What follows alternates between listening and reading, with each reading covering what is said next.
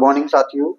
आज हम फिर से यूपी टेट 2011 का जो सॉल्व पेपर है जो 2011 में हुआ था, 13 नवंबर 2011 में जो यूपी टेट का एग्जाम हुआ था, तो उसमें जो क्वेश्चंस आए थे, यानी कि जो प्राइमरी लेवल का जो क्वेश्चंस आए थे या जूनियर स्तर के जो क्वेश्चंस आए थे, तो अभी हम इस वीडियो में आपको सॉल्व कराने जा रहे हैं कि जो जूनियर स्तर पर जो मैथमेटिक्स के जो क्वेश्चन थे 121 से लेकर के 150 तक, यानी कि जो टेट में पेपर में जो क्वेश्चंस आते हैं या तो साइंस और मैथ दोनों एक साथ आगे पीछे क्वेश्चन सीरियल हो जाता है, लेकिन लगभग किसी सेट पेपर में 121 से पहले आ जाते हैं और कभी 90 से लेकर के 150 के बीच में साइंस और मैथ के दोनों पोर्शन आ जाते हैं। 30 क्वेश्चन उसमें मैथ में होते हैं।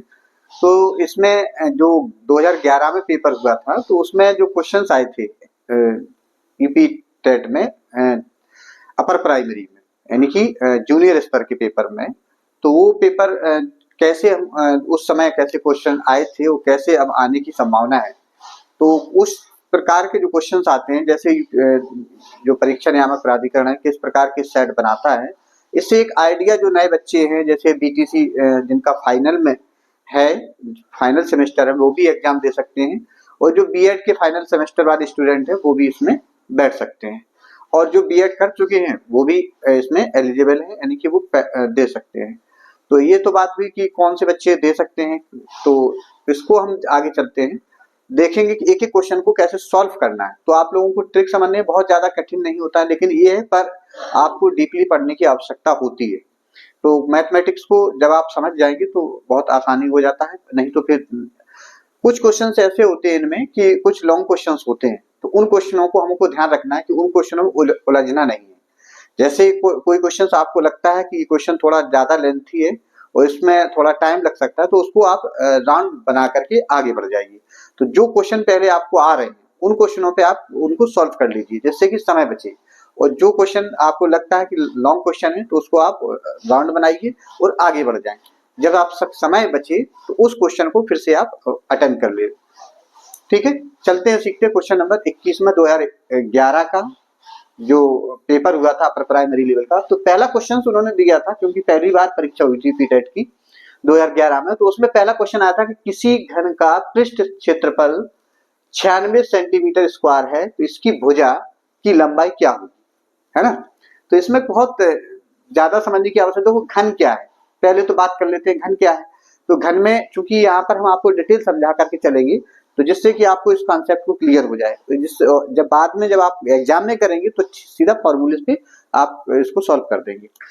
तो घन क्या है, तो घन में जैसे आपने देखा होगा ऐसा कोई आकृति जिसमें 6 पृष्ठ होते हैं और उसकी भुजाएं अगर बराबर हों, यानी कि ए भी, ये सब भुजाएं मान लीजिए ए है सभी इस प्रकार की, यानी कि सभी भुजाएं, घनाकार को एक आकृति जिसकी सभी भुजाएं बराबर हो, तो निश्चित है कि तो इसमें जो पृष्ठ होंगे, एक तो ये वाला होगा, एक ये वाला होगा, एक ये वाला होगा, और एक ये वाला होगा, है ना। तो इस प्रकार से जैसे मान लीजिए एक देखेंगे, एक ये वाला, एक ये वाला, और एक ये, और एक ये वाला, और एक ये वाला, यानी कि ऊपर नीचे 1 2 3 4 फिर 5 6 इस प्रकार के जो पृष्ठ हैं, तो वो 6 पृष्ठीय होता है। अब क्योंकि प्रत्येक का क्षेत्रफल 6 पृष्ठ हैं, तो एक पृष्ठ का क्षेत्रफल क्या होगा, इसका एक पृष्ठ का क्षेत्रफल जो होगा वो ए स्क्वायर होगा, और 6 पृष्ठ है तो इसका मतलब है 6a स्क्वायर होगा, यानी कि घन का पृष्ठीय क्षेत्रफल जो होगा वो 6a स्क्वायर हो जाए। अब इस अगर 6a स्क्वायर है, क्योंकि इसमें क्षेत्रफल दिया गया है और इसकी भुजा हमको निकालनी है, तो भुजा अगर हमने इसको a मान लीजिए तो इसका क्षेत्रफल हो जाएगा 6a स्क्वायर बराबर 196, तो a स्क्वायर बराबर हो जाएगा 196/6। अब 6 से काट दीजिए, 6 एकम 6 और 3 बचा 36 हो जाएगा। ए स्क्वायर की वैल्यू 16 आ गई, तो ए की वैल्यू √16 होगी। अब ए की वैल्यू होगी कितनी हो जाएगी, ये ±4 होगी, वैसे ±4 होगी, लेकिन अब यहाँ पर ये ध्यान देना है कि किसी भी आकृति की जो भी साइड होती है कभी भी ऋणात्मक नहीं होती है, क्योंकि या तो साइड होगी या तो साइड नहीं होगी। तो साइड हमेशा क्या होगी, कोई भी साइड अगर निकालेंगे तो इसका मतलब है ये 4 सेंटीमीटर इसकी क्या होगी, आपकी भुजा की लंबाई होगी इस घन की। तो आंसर पहला ऑप्शन है 4 सेंटीमीटर, दूसरा है 5 सेंटीमीटर, तीसरा 6 है और डी 8 सेंटीमीटर है। तो इसका मतलब है कि ये आपका पहला ऑप्शन आपका सही हो जाएगा। अब हम सीखेंगे क्वेश्चन नंबर 122 जो 2011 की यूपी टेट परीक्षा में आया था। चलते सीखते हैं। अब देखते हैं क्वेश्चन नंबर 122 में बहुपद 4x² - 3x⁵ प्लस 8x⁶ की कोटि ज्ञात होगी। इसमें कोटि माने ऑर्डर, यानी कि अब कोटि क्या होती है कि कोई भी बहुपद दिया है आपको, बहुपद क्या होता है जिसमें एक से ज्यादा पद हो, 2 या 2 से अधिक, कोई भी बीजीय व्यंजक आपका लिखा हुआ है जिसमें एक चर होता है, यानी कि जो x चर है, तो उसमें उसकी जो अधिकतम घात होती है यानी कि जो पावर होती है उसी को हम उस बहुपद की ऑर्डर या कोटि कहते हैं। तो इसमें अब अधिकतम घात क्या है, अधिकतम घात है, देखो x की घात यहाँ 2 है, x की घात यहाँ 5 है, इसमें x की घात कितनी है 6। इसका मतलब अधिकतम घात इसकी 6 है, इसका मतलब इसकी जो पावर है इस जो बहुपद की यानी कि जो पॉलिनोमियल की, तो इसका मतलब है कि उसकी जो कोटि होगी वो भी 6 होगी। तो पहला दिया है 6, दूसरा B option 5, C option 3, D option 2। तो ये जो पहला ऑप्शन इसका सही हो जाएगा 6।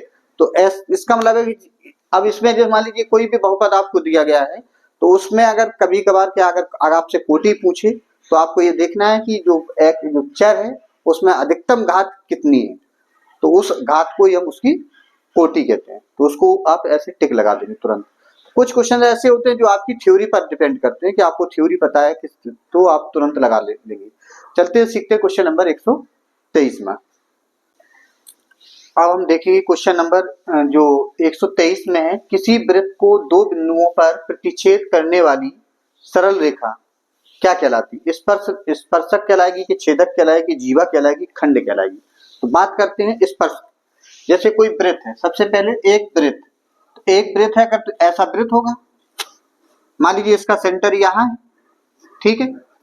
अब इसको अगर कोई रेखा ऐसी प्रतिच्छेद करके निकलती है ऐसे, तो यहाँ 2 बिंदुओं पर यहाँ पर प्रतिच्छेद करती है और यहाँ पर प्रतिच्छेद करती है। अब अगर कोई रेखा एक वृत्त है, इसको 2 बिंदुओं पर ऐसे प्रतिच्छेद करती है यहाँ पर, यानी कि उसके बिंदु उसकी परिधि पर है। एक रेखा ऐसी होगी जो इसको एक ही बिंदु पर छू करके निकल जा रही है, निकलती है, ठीक, एक ऐसी है। इस रेखा को बोलते हैं स्पर्श रेखा, क्योंकि ये छू करके एक ही बिंदु पर निकल रही, स्पर्शक, ठीक है। इस रेखा को बोलेंगे जीवा, इसको बोलेंगे जीवा। अब स्पर्शक हो नहीं सकता है, ऐसी है नहीं, जीवा हो नहीं सकती, बचा है खंड और छेदक। खंड क्या होता है, कोई रेखा अगर ऐसी है और उसका एक भाग काट लिया जाए, ये खंड कहलाएगा इसका, ठीक, उसका एक छोटा भाग। तो इसका निश्चित है कि ये वाली रेखा जो होगी वो एक क्या कहलाएगी, छेदक रेखा कहलाएगी, छेदक रेखा, है ना। तो ये आपने अभी ये एक वृत्त पर जो रेखाएं होती है विभिन्न, इस प्रकार की रेखाओं को हमने अभी देखा है। कभी कभार क्या होता है, 2 रेखाएं होती हैं इस प्रकार की। अगर एक ही वृत्त पर 2 वृत्त हैं ऐसे, और अगर वो अलग अलग हैं, इनको एक दूसरे को टच नहीं कर रहे हैं, तो अगर ऐसी खींची जाएंगी तो ये भी स्पर्श रेखाएं खींची जाएंगी, ये उभयनिष्ठ स्पर्श रेखा होगी। अगर 2 वृत्त ऐसे हैं और ऐसे अगर खींची जा रही हैं तो उभयनिष्ठ त्रियक रेखाएं खींची कही जाएगी इनको, है ना। अब कभी कभार संख्या पूछ लेते हैं कि 2 वृत्त अगर आपस में स्पर्श करते हैं तो उस पर कितनी स्पर्श रेखाएं खींची जा सकती है। तो उसमें क्या करेंगे हम, जैसे मान लीजिए दो वृत्त हैं, अगर एक दूसरे को ऐसे स्पर्श कर रहे हैं एक बिंदु पर यहाँ, तो देखो एक स्पर्श रेखा ऐसी जाएगी इन दोनों को टच करते हुए, एक स्पर्श रेखा एक ऐसी जाएगी इन दोनों को टच करते हुए, यहाँ छूते हुए, एक स्पर्श रेखा ऐसी टच करेगी इन दोनों को स्पर्श कर। इसका मतलब है जब दो वृत्त एक दूसरे को स्पर्श करते हैं किसी एक बिंदु पर, तो उनको स्पर्श रेखाएं जो होंगी वो 3 स्पर्श रेखाएं खींची जा सकती है। अब अगर मान लीजिए अगर वो स्पर्श नहीं कर रहे हैं, अगर दो वृत्त स्पर्श नहीं करते हैं तो उन कितनी स्पर्श रेखाएं, तो एक ये वाली खींची जा सकती है, एक स्पर्श रेखा ये वाली खींची जा सकती है, एक ऐसी खींची जा सकती है, ये ऐसी खींची जा सकती है। तो 1 2 3 1 2 3 4 से स्पर्श रेखा खींची जा सकती है। तो कभी कभार स्पर्श रेखाओं की संख्या भी पूछ सकते हैं। एक तो यहाँ पर जूनियर स्तर पर जो आता है, जो आपको सरल क्वेश्चंस हैं, तो स्पर्श रेखाएं से संबंधित क्वेश्चंस है, तो इस निश्चित है कि हम लोगों को पता होना चाहिए कि ये स्पर्श रेखाएं कैसी होती है, कैसे खींची जा सकती है वृत्तों में। तो एक वृत्त की बात आती है तो एक वृत्त स्पर्श रेखा ये होगी, और ये आपकी छेदक रेखा कहलाएगी, ये जीवा कहलाएगी, और ये इसका खंड कहलाता है। तो हमारा ऑप्शन जो पूछ रहा है कि एक स्पर्श रेखा होगी, तो वो होगी ऑप्शन हमारा बी, यानी कि इस रेखा को छेदक रेखा कहते हैं। चलते सीखते हैं क्वेश्चन नंबर 124। अब देखते हैं क्वेश्चन नंबर 124। क्वेश्चन नंबर 124 में क्या है कि यदि समुच्चय ए में जो एलिमेंट है 2 3 4 5 6 और एक समुच्चय बी है जिसमें 3 3 5 7 9 एलिमेंट, तो ए इंटरसेक्शन बी में कितने अवयव होंगे, अवयवों की संख्या हमको बतानी है, इसमें कितने अवयव होंगे। तो जब भी दो सेट दिए, समुच्चय माने सेट, तो ए सेट में दो एलिमेंट दिए हैं, तो ए इंटरसेक्शन बी में क्या देखते हैं कि जो उभयनिष्ठ एलिमेंट होते हैं ए और बी में, जो कॉमन एलिमेंट होते हैं, वो एलिमेंटों को का जो सेट होता है, सेट बनता है, उसको बोलते हैं ए इंटरसेक्शन बी। तो ए इंटरसेक्शन बी में देखो इसमें क्या है, इसमें देखिए कौन कौन एलिमेंट है जो इसमें भी ए सेट में भी है और बी सेट में भी। तो हमको देखने को मिलता है एक तो 3 एलिमेंट दिखता है, इसमें 3 इसमें 5 इसमें है, 5 इसमें, तो दोनों में ये, उसमें 7 है, 9 है, इसमें 7 9 नहीं, इसमें 2 4 6 है, इसमें 2 4 6 नहीं है। इसका मतलब है केवल 2 एलिमेंट हमको देखने को मिल रहे हैं, क्या 3 और 5। तो ये होगा ए इंटरसेक्शन बी। अगर इसका यूनियन पूछा जाए, कोई एलिमेंट अगर पूछा जाए ए यूनियन में कितने एलिमेंट होंगे, इसी क्वेश्चन को बदल दिया जाए, तब हम कैसे करेंगे। तो ए यूनियन बी में वो ए के सारे एलिमेंट और बी के सारे एलिमेंटों का जो समुच्चय होता है वो उसको बोलते हैं ए यूनियन बी। तो 2 3 4 5 6 7 और 9। आप देखिए इसमें इसके जो भी एलिमेंट हैं वो सभी इसी में बिलोंग्स कर रहे हैं, बी के सारे एलिमेंट हैं वो भी इसी में बिलोंग्स कर रहे हैं, माने इसमें हैं। तो जो ये बोलते हैं ए यूनियन बी। अगर ए यूनियन बी पूछता है इसमें, लेकिन पूछा क्या गया है ए इंटरसेक्शन बी, तो इसमें कितने एलिमेंट हैं, 2 एलिमेंट हैं, जबकि ए यूनियन बी में कितने एलिमेंट हैं, 1 2 3 4 5 6 7 एलिमेंट है। अगर ए यूनियन बी पूछता तो आंसर आता 7 एलिमेंट। अगर चूंकि ए इंटरसेक्शन बी पूछ रहा है तो एलिमेंटों की संख्या हमारी होगी 2। तो इसमें देखो ए इंटरसेक्शन बी में कितने अवयव हैं, अवयव का मतलब होता है अवयव एलिमेंट, इंग्लिश में अवयव को एलिमेंट बोलते हैं। नहीं, इसका मतलब ये है कि कोई भी सेट बना हुआ है, जिन जिन अंकों से बना है उन अंकों को, उन डिजिट को ही हम उस सेट का एलिमेंट या अवयव कहते हैं। अब बात, ऑप्शन दिया है ए में क्या है 0, बी में 1, सी में 2, डी में 3।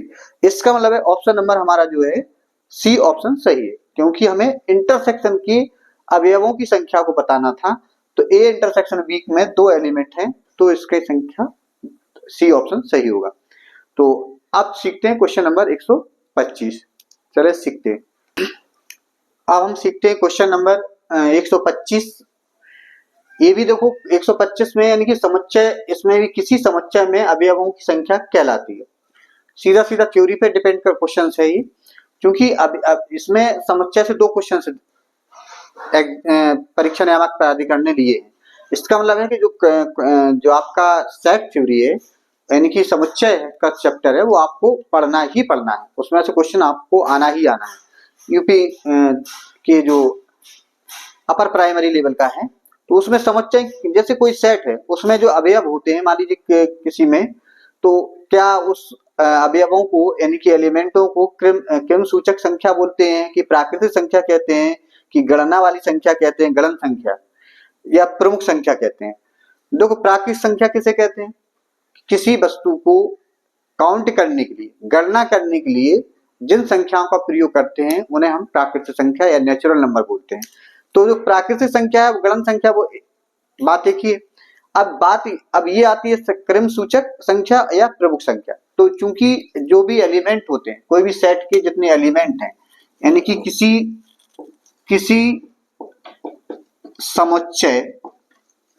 समुच्चय या सेट में अवयवों की संख्या जो होती है, संख्या को कार्डिनल नंबर कहते हैं। कार्डिनल संख्या या नंबर, या इसी को हम कहते हैं प्रमुख संख्या।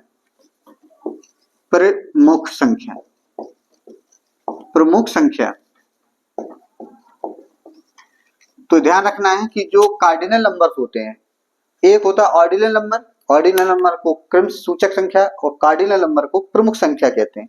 तो हमारा जो ऑप्शन है, ऑप्शन नंबर डी एकदम सही हो जाएगा, यानी कि ऑप्शन नंबर डी जो होगा वो सही होगा, जैसे हम बोलते हैं प्रमुख संख्या यानी कि कार्डिनल नंबर। चलते हैं, सीखते हैं क्वेश्चन नंबर 126।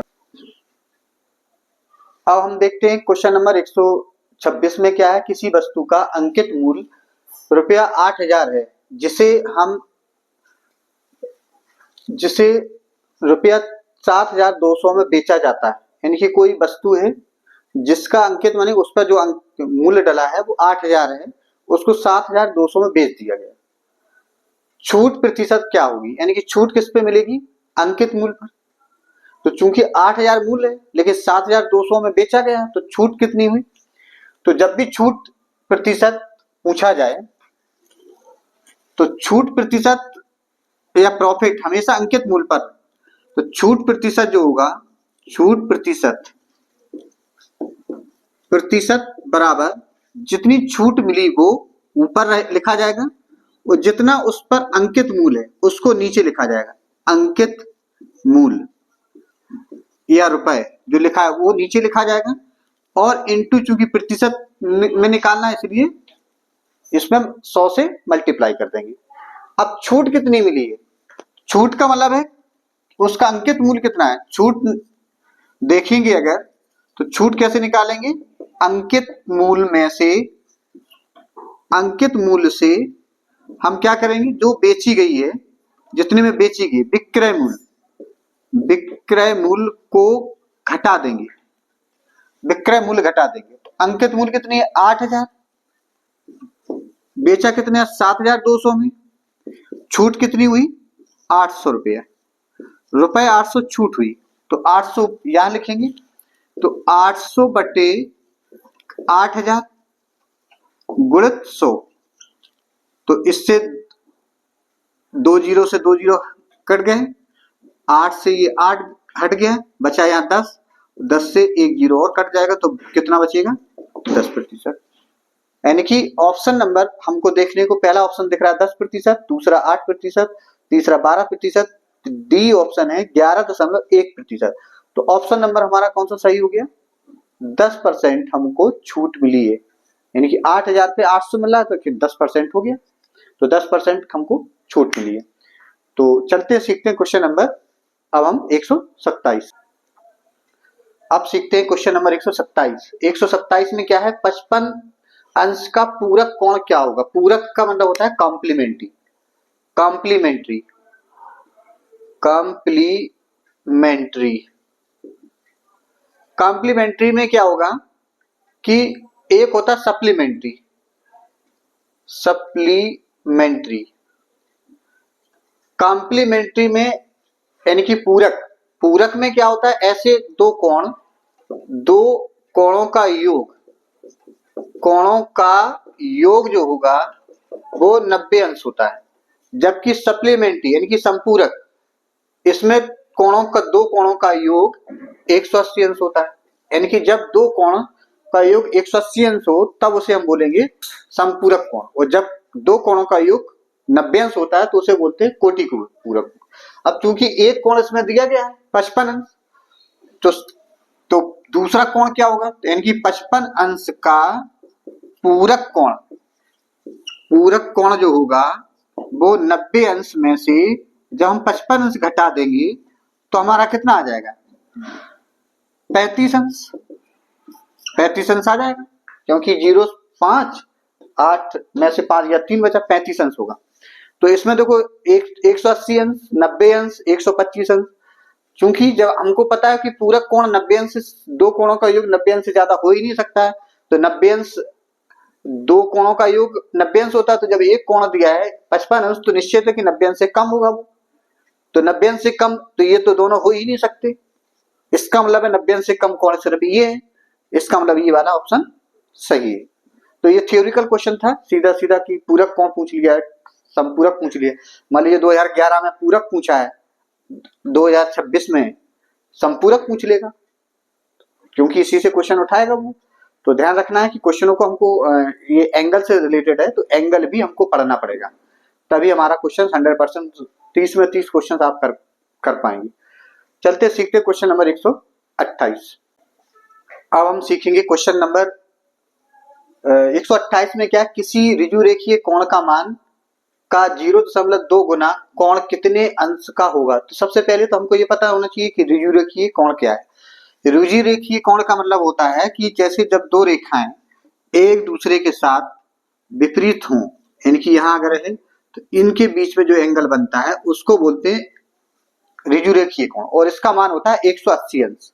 अब 180 अंश ये ऋजु रेखीय है, ये ऋजु रेखीय है। ऋजु रेखीय इसलिए क्योंकि एक सीधी रेखाएं हैं, ऋजु रेखीय कोण।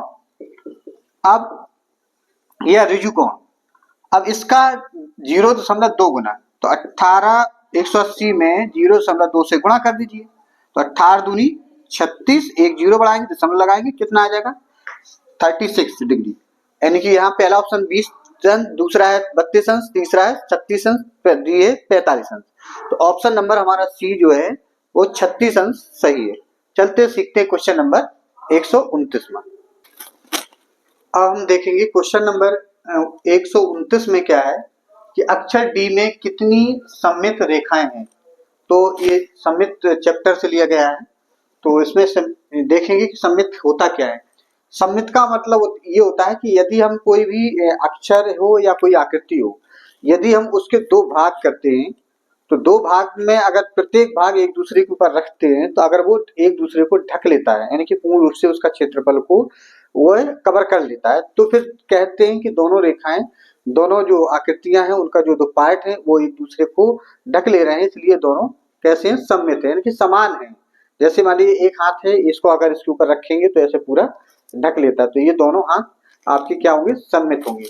तो ऐसे ही जैसे मान लीजिए अब कोई अक्षर अगर ए है और ए को अगर हम काटते हैं यहां से बीचों बीच से ऐसे, तो इसका एक पार्ट हो जो होगा इसके ऊपर रखेंगे तो इतनी लंबाई इसकी बराबर होगी, ये लंबाई इसके बराबर होगी, ये लंबाई इसके बराबर होगी, इसको ढक लेगा, तो कह देंगे कि ये इसकी सिमेट्रिकल रेखाएं एक होंगी।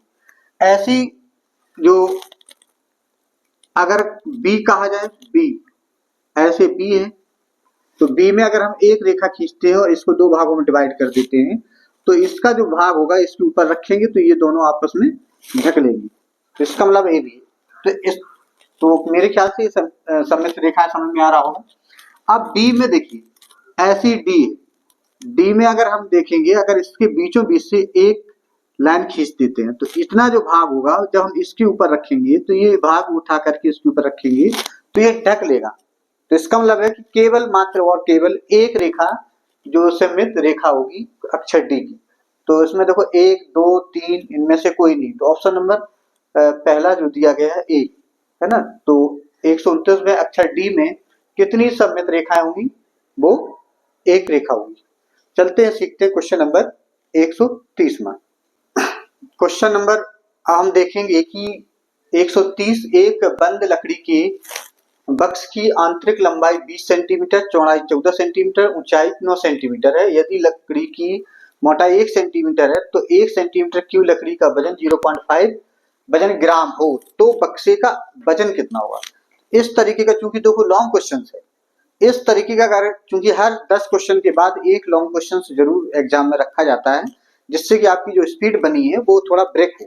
तो जब वहां पर आपको ब्रेक नहीं लेना है, उसमें क्या करना है, इसको आप राउंड करें और आगे बढ़ जाए, तो जिससे कि जो सरल क्वेश्चन है वो ना छूटने पाए, क्योंकि जो वैल्यू इसकी है वही वैल्यू उस नंबर की भी है, क्योंकि नंबर सेम होंगे। तो ऐसे क्वेश्चनों को से आपको बचना है जहां पर लॉन्ग क्वेश्चन है। तो ये क्वेश्चन अभी आपने 121 से स्टार्ट किए थे तो सारे क्वेश्चन वन लाइनर थे, आराम से सॉल्व हो रहा है। ये भी आराम हो जाएगा, लेकिन इसमें कैलकुलेशन थोड़ा टाइम लगेगा। तो उसमें आपको क्या करना होगा कि आपको गोल करके आगे बढ़ जाना। जब सारे क्वेश्चन सॉल्व हो जाएंगे तब हमको इस जो टाइम बचेगा तब हमें इस नंबर पर ऐसे क्वेश्चन को सॉल्व करना है। बहरहाल हम करेंगे कैसे, इसको देखते हैं। सबसे पहले एक बॉक्स है, बॉक्स का जो बक्सा है लकड़ी का, तो लकड़ी का जो आंतरिक लंबाई चौड़ाई ऊंचाई दी है, तो आंतरिक बक्से का जो हम सबसे पहले हम क्या करेंगे, बक्से का आंतरिक आयतन निकालेंगे।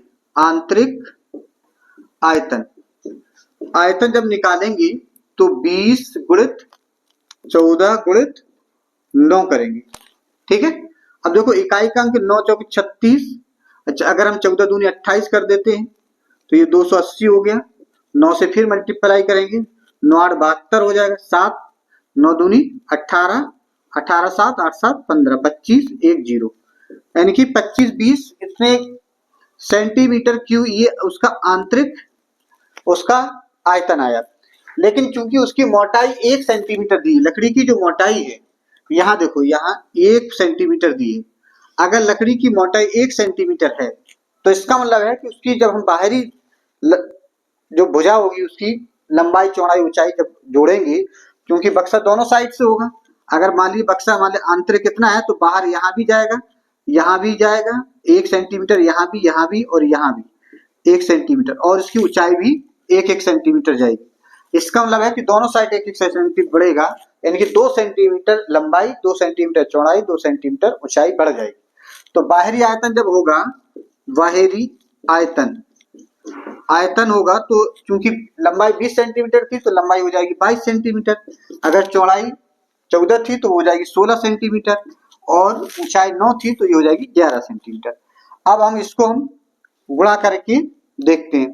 तो 11 दूनी, अगर सबसे पहले यहाँ कर लेते हैं, 16 दूनी 32 की 2, और 16 दूनी 32 और 3 35, मल्टीप्लाई 11, 16 दूनी 32 की 2, 16 दूनी 32 3 35, अब 11 दूनी ये 22, 11 55, 55 और 2 57, 11 दूनी 22 की 2, 11 55 55 और 2 57, 11 33 और 3 38, 38 72, ये उसका बाहरी आयतन आया, यानी कि 38 72 आया बाहरी आयतन। चूंकि बक्से का आयतन निकालना, तो जो लकड़ी होगी उसका जो होगा, उसका जो वजन होगा वही लकड़ी का वजन होगा। तो इसका लकड़ी का वजन देखते हैं कितना आता है। तो लकड़ी का जो वजन होगा, लकड़ी पहले तो उसका आयतन निकालो बक्से का, बक्से का जो लकड़ी का आयतन, लकड़ी का आयतन, लकड़ी का आयतन जो होगा वो बाहरी आयतन में से क्या होगा, बाहरी आयतन से आंतरिक आयतन घटा देंगे, अंदर वाला आंतरिक आयतन, इनकी बाहरी आयतन कितना आया था हमारा 38 72 में से 25 20 घटा देंगे, तो देखो ये तो 2 ही हो गया, 7 में से 2 गया, ये 5 बचा, 8 में से 5 गया, 3 बचा, 3 में से 1 गया। इतने घन सेंटीमीटर उसका लकड़ी का आयतन हुआ। लेकिन वो ये कह रहा है कि 1 सेंटीमीटर लकड़ी का आयतन इतने वजन ग्राम है, तो उस लकड़ी का आयतन कितना होगा, घन, 1 घन का। तो इसमें हम क्या करेंगे, 0.5 से मल्टीप्लाई कर देंगे तो वजन आ जाएगा। तो लकड़ी का वजन कितना होगा, लकड़ी का वजन जो हो जाएगा वो 13 52 गुणित 0.5, 5 5 दूनी 10 की 0, 5 चम 25, 26, 5 6 15, 15 2 17, 5 एकम 5 और 6, 1 से, तो 676 ग्राम ये लकड़ी का वजन होगा। लेकिन जो ऑप्शन हमको दिया गया था जब परीक्षा हुई थी उसमें ये ग्राम ये वाला था। तो इसका मतलब है कि जो ऑप्शन थे, ये वाला क्वेश्चन जो था उस समय 2011 में, ये क्वेश्चन गलत था। तो जब गलत था तो इस पर कोर्ट चले गए थे लोग, तो कोर्ट चले गए थे, तो वहां से क्या हुआ था, जब ऑप्शन ही सारे गलत हैं तो फिर ऑप्शन कहाँ कौन सा सही लगाएगा। तो इसका मतलब है कि इस नंबर पर, इस क्वेश्चन पर उन्होंने क्या किया था, सभी को एक ही नंबर कॉमन सभी को दे दिया था।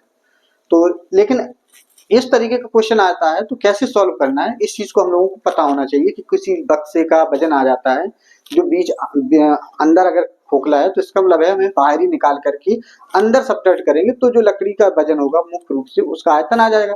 1 का दिया तो उससे मल्टीप्लाई कर देंगे, आंसर आ जाएगा। ठीक है, चलिए सीखते हैं क्वेश्चन नंबर हम 131। क्वेश्चन नंबर 131 में क्या है कि 2 की घात 8 का वर्गमूल ज्ञात करना है। ऑप्शन दिया है, पहला 64, बी ऑप्शन 48, सी ऑप्शन 32 और डी ऑप्शन 16। यानी कि ये पावर में दिया है उसका वर्गमूल पूछ रहा है। यानी कि थोड़ा उसको ये पूछ रहा है कि जैसे मान लीजिए 2 की घात 8 का वर्गमूल निकालना है, तो इसका वर्गमूल ऐसे निकलेगा, इसका वर्गमूल निकलेगा। तो इसका मतलब है इसको हम 2 तरीके से कर सकते हैं, या तो 2 को 8 बार लिखें, 2 ऐसे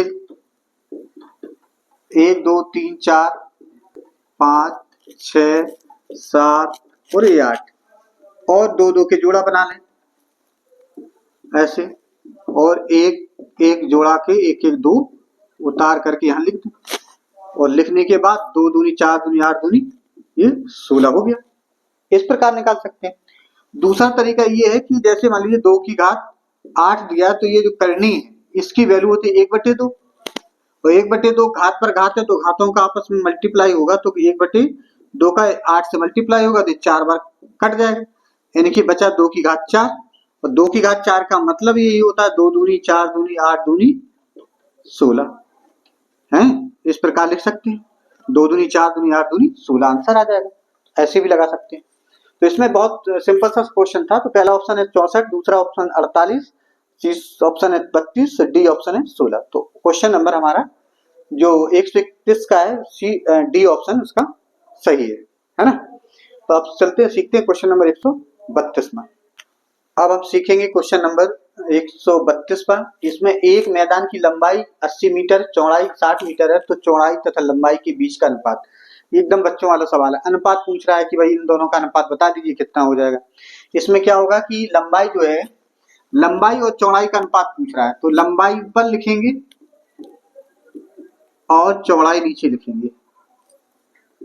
लंबाई और चौड़ाई का अनुपात पूछ रहा है, तो लंबाई कितनी है 80 है और एकदम 60, इससे काट देंगे तो 8/4 6 बचाएगी, तो 4 2 चौको 8 2 3 6, 4/3 हो गया, यानी कि 4:3 हो गया। तो इसमें ऑप्शन देख लेंगे कौन सा है 4:3। पहला है 3:2, बी ऑप्शन है 3:4, सी ऑप्शन है 4:3 और डी ऑप्शन है 2:3। तो ऑप्शन नंबर जो डी सी है तो 4:3, ये हमारा ऑप्शन सही हो जाएगा। तो ऑप्शन नंबर सी जो है वो सही होगा, 4:3। अब सीखेंगे क्वेश्चन नंबर 33 में, 133।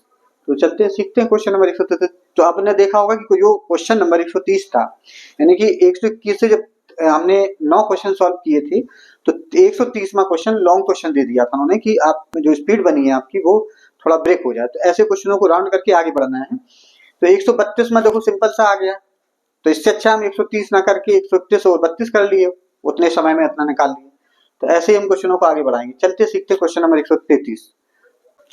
अब देखते हैं क्वेश्चन नंबर हम 133वां में क्या है, किसी त्रिभुज के कोण 3:7:8 के अनुपात पे हैं, तो वृहत्तम कोण का कोण क्या होगा। वृहत्तम माने सबसे बड़ा कोण, वृहत्तम माने सबसे बड़ा कोण। तो सब त्रिभुज के कोणों का अनुपात दिया गया है, इसका मतलब है जब अनुपात दिया गया है तो हमको पता है कि त्रिभुज के तीनों कोणों का योग, यानी कि कोई त्रिभुज है उसके मान लीजिए ए, ये बी और ये सी। अगर एक कोण मान लीजिए 3x है, दूसरा कोण है 7x और ये तीसरा कोण है 8x, तो त्रिभुज के तीनों कोणों का योग कितने अंश होता है, 180 अंश। तो तीनों को जोड़ देंगे, अनुपात में है तो कॉमन रेशियो मान लेते हैं, ये हो गया 180, 7 3 10 8 18 हो जाएगा, 180 हो गया, x देंगे भाग 180/18, इससे डिवाइड कर देंगे तो 10 डिग्री, यानी कि x की वैल्यू 10 आ जाएगी। अब x की वैल्यू 10 आ गई तो हमारा पहला एंगल 3x है, तो a एंगल जो था वो हमारा 3 × 10 हो जाएगा, तो ये हो गया 30 अंश। b एंगल हमने मान लिया था 7 × 10, तो ये हो गया 70 अंश। और c एंगल हो गया 8 × 10, तो यानी कि 80 अंश। अगर इसी क्वेश्चन में वो सबसे लघुत्तम कोण पूछता तो हमारा 30 अंश होता। अगर वो पूछ रहा बृहत्तम, बृहत्तम माने सबसे बड़ा, तो सबसे बड़ा कोण कौन सा है, देखो पहला कोण दिया 60 अंश, बी ऑप्शन 70 अंश, सी 75 अंश, डी ऑप्शन 80 अंश। तो चूंकि 80 अंश हमारा आंसर आया है तो ऑप्शन 133 का आंसर जो है वो डी है, यानी कि 80 अंश है ना। तो इस प्रकार से इसी क्वेश्चन का लघुत्तम पूछता तो 30 अंश हो जाता। इसमें सिंपल सा है, तो ध्यान रखना है कि त्रिभुज के तीनों कोणों का योग 180 अंश होता है। अगर रेशियो में दिया है तो रेशियो में कॉमन रेशियो x या y z कुछ भी आप मान करके उस कोणों का योग कर देंगे और उससे x की वैल्यू जो आएगी वो उससे निकालेंगे, सबसे वो मल्टीप्लाई कर देंगे, सारे एंगल निकल के आ जाएंगे। तो उसमें आप छांट लेंगे कि कौन सा कोण सबसे बड़ा है, कौन सा कोण सबसे छोटा है। तो सबसे बड़ा पूछ रहा है तो हो जाएगा आपका डी। चलते सीखते क्वेश्चन नंबर 134 में।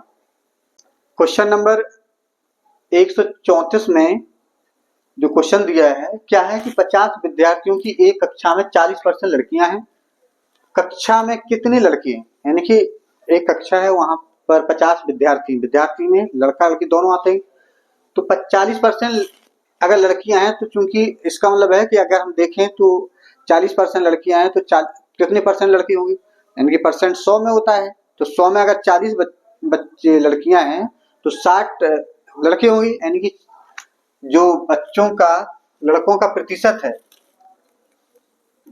लड़कों का प्रतिशत कितना होगा, प्रतिशत है 100 में से 40 घटाएंगे तो 60% ये बच्चे होंगे।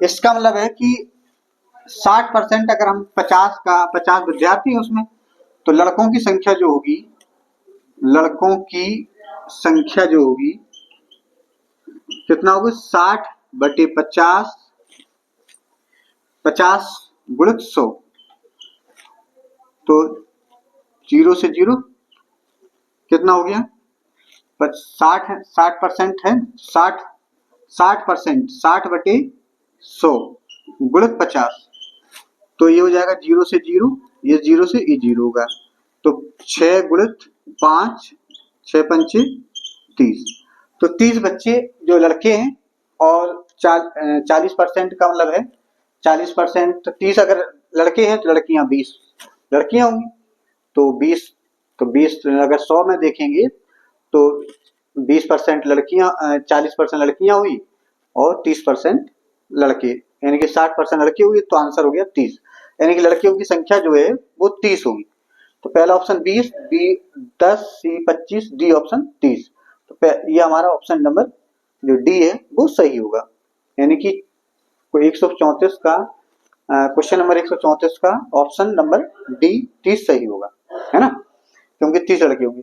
एक तरीका तो ये था कि हमने डायरेक्ट ये सोच लिया कि 40% अगर बच्चियां हैं तो लड़की कितने परसेंट होंगे, 60%, 60% किसके होंगे, 50 संख्या से, 50 का हमने सीधा 60% निकाल लिया। एक तरीका तो ये निकाला।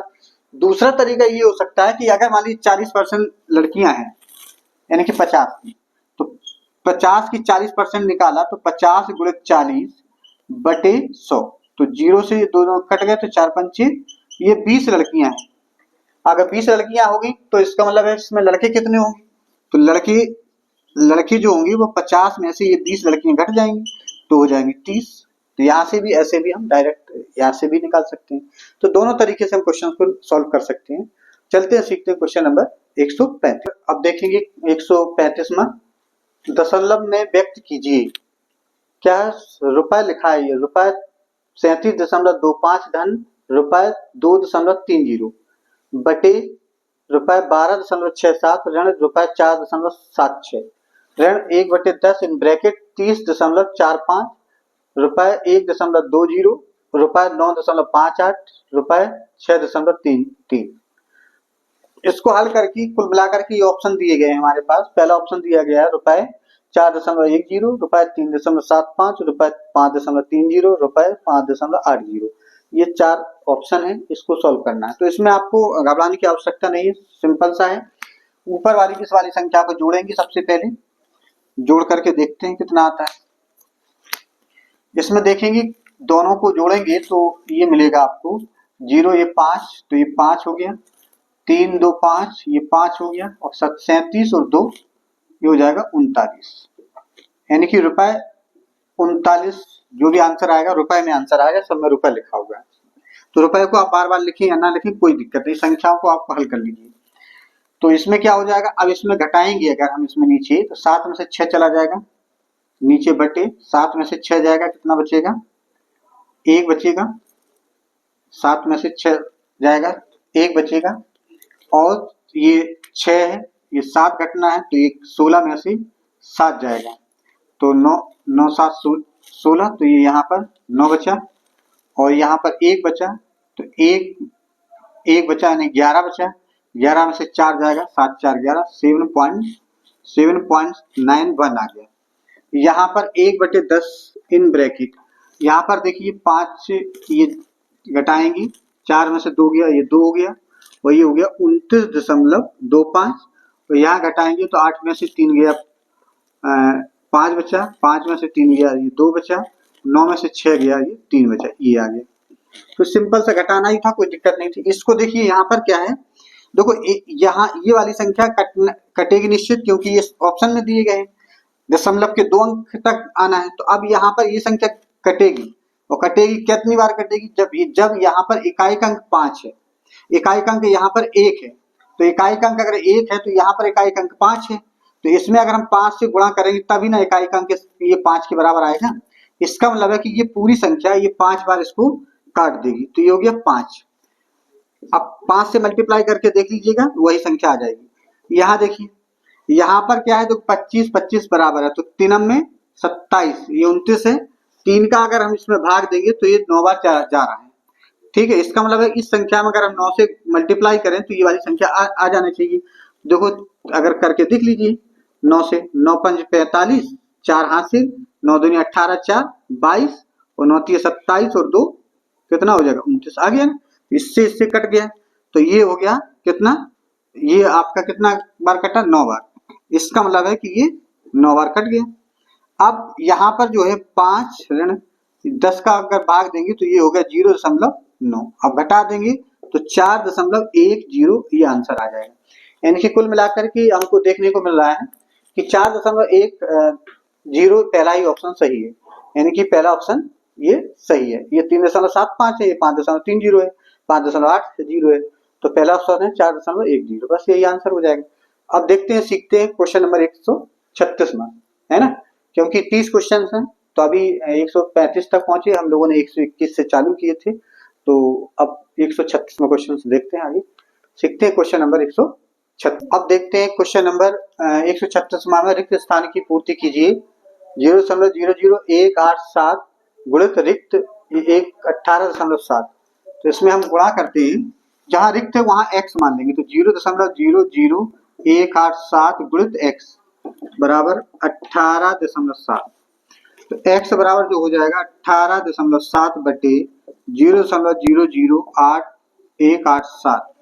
अब इसमें हमें मल्टीप्लाई करना है, तो यहाँ पर देखेंगे कि क्या करना है कि इस दशमलव हटाएंगे, उतने जीरो यहाँ पर बढ़ाएंगे। मान लीजिए 1 हमने लिख दिया तो दशमलव कहाँ लाना है, 1 2 3 4 अंक की बात यहाँ पर लाना है। तो अगर हम क्या करेंगे तो ऊपर भी 1 2 3 4 4 अंक के बाद ऊपर मल्टीप्लाई करेंगे और यहाँ भी 1 2 3 4 से मल्टीप्लाई करेंगे तो 18.7 बटे कितना हो जाएगा, ये भी नीचे 18.7 हो जाएगा और ऊपर ये बचेगा 1 2 3 4 ये।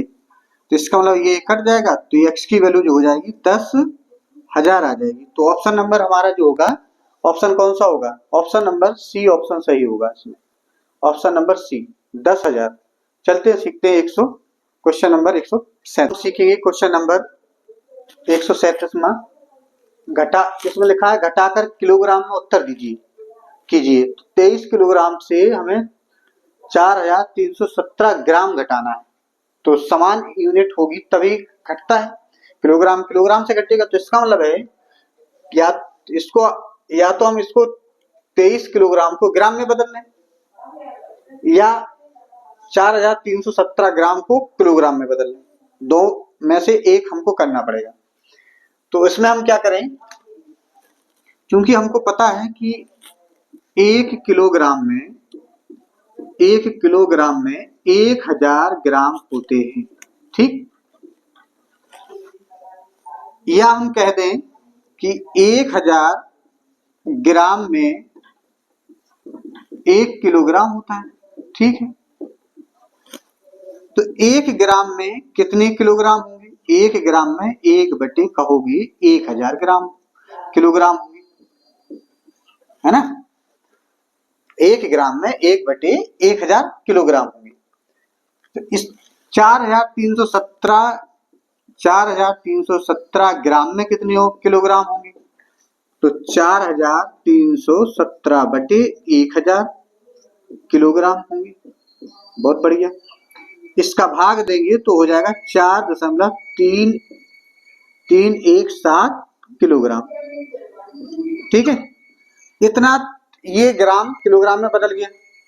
अब इसमें क्या करना है कि जो 23 किलोग्राम है उस 23 किलोग्राम से इसको घटा देना है, तो हमारा आंसर सीधा किलोग्राम में आ जाएगा। तो 23 किलोग्राम से आप घटा लीजिए, तो 23 किलोग्राम ये और 4.317 दशमलव के बाद 000 ऐसे बढ़ा लीजिए और घटा दीजिए। तो 0 की माने 10 में से 7 गया 3 बचा, 9 में से 1 गया 8 बचा, ये 9 में से 3 गया 7 बचा, 7 यहाँ पर 9 में से 3 गया 6 बचा। तो जो दशमलव 683 यानी कि 683 यहाँ है, तो यहाँ पर देखो 683 इसमें ऑप्शन में है और 683 इसमें है, तो ये दो ऑप्शन नहीं होंगे, ठीक। अब इसके बाद आगे देख लो, 3 में से 13 में से 4 जगह 9 4 13, तो यहाँ इकाई का अंक 9 किस में है, 9 4 3 के बाद 13 में से 4 गया, 9 4 13 1 कितना बचा, ये आ रहा 19.683 है ना। तो 19 4 9 4 13 19, तो 683। इसका मतलब ये होगा कि जो ऑप्शन हमको मिल रहा है कि यहां से हमको देखने को मिल रहा है कि जैसे कि आपका 4.317 ये हो गया, सही है। 4.317 0 के में 7 गया 3 बचा, 9 में से 1 गया 8 बचा और 9 में से 3 गया 6 बचा, फिर 2 बचा, यहाँ 2 माने 12 में से 4 गया 8 बचा और 1 18 यानी कि 18.683 18.683 यानी कि ऑप्शन हमारा हो जाएगा ये, ऑप्शन नंबर डी ऑप्शन सही हो जाएगा। चलते हैं सीखते हैं क्वेश्चन नंबर 138। क्वेश्चन नंबर 138 में है कि एक खंबा है 4.85 मीटर का, खंबे को 5 बराबर भागों में विभाजित किया जाता है, तो प्रत्येक भाग की लंबाई क्या होगी। सिंपल सा प्राइमरी लेवल का सवाल है। तो इसमें क्या है कि कोई एक मान लीजिए 10 मीटर है, उसको 2 भागों में बांटना है तो 5-5 मीटर हो जाएगा। उसी प्रकार से एक खंबे की मीटर की लंबाई 4.85 है, 5 भागों में बांटना है तो टोटल खंबे की लंबाई जितने भाग किए जा रहे हैं उनकी संख्या कितने, तो इसका मतलब 5 का भाग देना है 4.85 में, ठीक है। तो दे दीजिए ऐसे आराम से 4.85। अब चूंकि 5 का भाग 4 में जाएगा नहीं तो 0 है, दशमलव लगा ही है तो 2 अंक ले लीजिए, यहाँ दशमलव लगा दीजिए तो 5 नम 45 हो जाएगा। तो ये हो जाएगा ऐसे 5 नम 45, 4.5 बचा 3 अंक उतारा 5 का, तो हो जाएगा 5 सते 35, यानी कि 0.97। तो पहला ऑप्शन है 0.85, 0.97, 95, 95, ये दो ऑप्शन एक से है तो ये ऑप्शन सही होगा। ऑप्शन नंबर जो बी है वो आपका सही हो जाएगा, 0.97, 138। चलते सीखते क्वेश्चन नंबर 139 में। क्वेश्चन नंबर 139 में क्या है कि 2x³ का मान क्या होगा यदि x की वैल्यू 5। बहुत सिंपल से सवाल है, क्योंकि x की वैल्यू हमको दी गई है और 2x³ की वैल्यू हमको निकालनी है। पहला ऑप्शन दिया 225, B option 250, C option 125, D option 150। तो इसमें हमको देखना है कि x की वैल्यू जो हमको दी गई है, x की वैल्यू जो हमको दी गई है उसको इसमें रख देंगे, यानी कि 2x³ हमको दिया गया, ये इसकी वैल्यू निकालना है। तो 2x³ की वैल्यू हमको निकालना है तो इसमें हमें क्या x की वैल्यू रखना है, तो 2 इंटू 5 का क्यूब हो जाएगा, तो 5 का क्यूब 2 इंटू 125 हो जाएगा, 55 25। ऐसे 5 का क्यूब का मतलब क्या हो गया 5 इंटू 5 इंटू 5, 55 25 पंचे 125, ठीक है। आप 2 से मल्टीप्लाई कर दो तो 100 दूनी 200, 25 दूनी 50, यानी कि 250 हो गया। बस एक लाइन का सवाल था। तो 250 जो ऑप्शन सही होगा वही ऑप्शन सही हो, तो इसका मतलब बी ऑप्शन हमारा सही हो जाएगा 139 में। चलते सीखते क्वेश्चन नंबर 140। क्वेश्चन नंबर देखते हैं, क्वेश्चन नंबर 140 क्या है कि 0.02 का वर्ग क्या होगा। पहला दिया 0.0004, 0.004, 0.04, तो इसमें वर्ग ज्ञात करना है। तो इसमें वर्ग में जैसे दशमलव कैसे निकालेंगे, तो 0.02 का वर्ग निकालना है। इसका मतलब एक तरीका तो यही है कि इसको हम 2 बार ऐसे गुणा में लिख लें और मल्टीप्लाई कर लें। तो हमने गुणा में किया तो 2 दूनी ये 4 हो गया। अब कितने अंक के बाद दशमलव लगा है, 2 अंक के बाद, 2 अंक के बाद यहाँ लगा है, 2 अंक के बाद यहाँ लगा है, तो हमको लगाना है 4 अंक के बाद दशमलव। तो 1 अंक तो हमको ये मिल गया, तो 1 2 3 अंक और लगा दीजिए, यहाँ पर दशमलव लगा दीजिए। यहाँ पर 0 दशमलव की पहले वाली संख्या का 0 कोई नहीं है तो 0 लिख देते हैं, इसका संख्या पर कोई प्रभाव नहीं पड़ता है। तो इसका मतलब इसका वर्ग जो होगा 0.004 होगा, इसका मतलब ऑप्शन नंबर ए हमारा सही होगा। चलते हैं अब हम सीखेंगे क्वेश्चन नंबर 141 में। तो इससे 20 क्वेश्चनों को हमने जो क्वेश्चन थे उनको सॉल्व किया। क्योंकि वीडियो बहुत बड़ा हो रहा था इसलिए हमने अभी यहीं तक सॉल्व किया है। अब हम लोग आगे की वीडियो में शेष क्वेश्चनों को लेकर के आएंगे। तो अगर वीडियो पसंद आया हो, आपको अच्छा लगा हो तो लाइक करें, शेयर करें और कमेंट करें, जिससे कि इस अन्य बच्चे भी इसका लाभ ले सकें। अन्य साथी जो है, शिक्षक साथी भी जो अब यूपी टेट और सी टेट दे रहे हैं वो भी इसका लाभ ले पाएं। बहुत बहुत धन्यवाद।